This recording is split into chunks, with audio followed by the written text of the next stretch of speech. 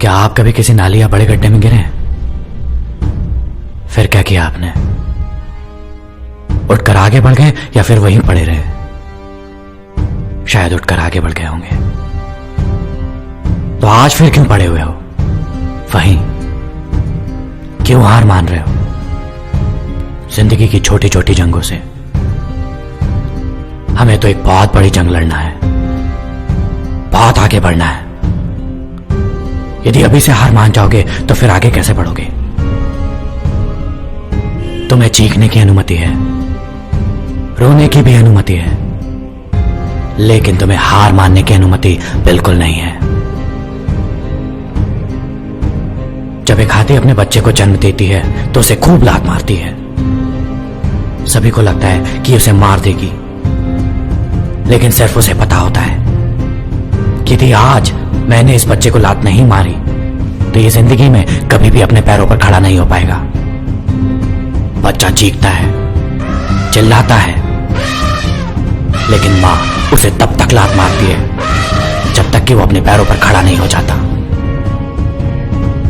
हर दिन एक जैसा नहीं होगा। समय के साथ साथ समस्याएं बढ़ती जाएंगी।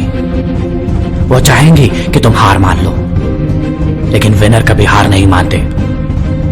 वो अपने ऊपर विश्वास करते हैं। उन्हें पता होता है कि ये मुसीबतें उन्हें ज्यादा दिन नहीं हरा सकती। जब भी आप कोई काम अपने हाथ में लोगे, वहां से दो आवाजें आएंगी, एक विनर की, एक लूजर की। विनर कभी भी ना नहीं कहते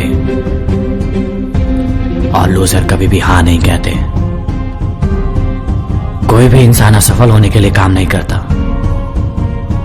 हर इंसान चाहता है कि वो सफल हो, लेकिन सफलता के लिए रास्ते में मुसीबतें आएंगी, खूब आएंगी। और जितनी बड़ी सफलता उतनी बड़ी मुसीबत। अब आप फैसला लीजिए कि आप किसकी आवाज सुनेंगे, विनर की या फिर क्विटर की। Never quit.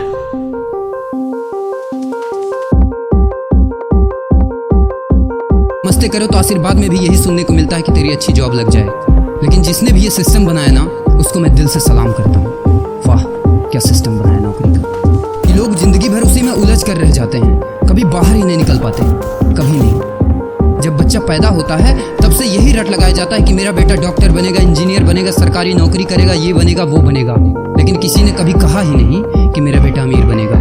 बचपन से लेकर आज तक घर में, समाज में 22 सालों तक इसी बात का इंतजार रहता है कि मेरे बेटे को कोई कंपनी अच्छी जॉब दे दे। लेकिन एक बार किसी ने नहीं बोला कि मेरा बेटा एक कंपनी खोलेगा और लाखों लोगों को जॉब देगा। उससे किसी ने कभी कहा ही नहीं, कभी नहीं। तो फिर कैसे कोई अमीर बनेगा यार, जिसको कभी वो माहौल ही नहीं मिला, जिसके दिल में सपनों का वो फूल ही नहीं खिला।